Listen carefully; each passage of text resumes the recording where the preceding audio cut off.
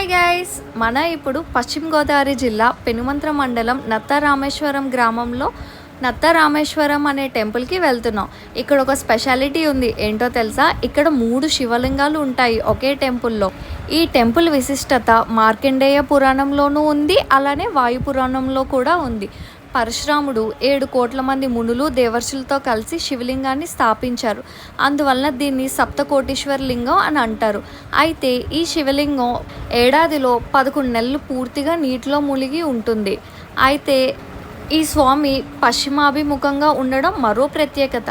శివునికి ఇష్టమైన వైశాఖ మాసంలో మాత్రం ఆలయంలో నీటిని పూర్తిగా తోడి శివలింగానికి పూజలు అభిషేకాలు చేస్తారు. ఈ నెలలో మాత్రమే శివ దర్శనం ఉంటుంది. ఈ స్వామిని పళ్ళరసాలతో అభిషేకిస్తూ ముక్తిని పొందుతామని భక్తుల నమ్మకం. అందుకే వైశాఖ మాసంలో స్వామి దర్శనానికి పరిసర ప్రాంతాల నుండి కొన్ని వేల మంది భక్తులు వస్తారు.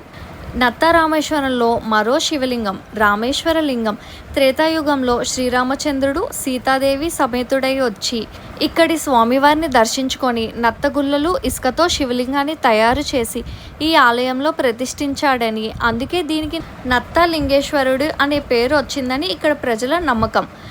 కాశీ క్షేత్రంలో లాగా ఈ క్షేత్రానికి మహా శ్మశానం ఉన్నది.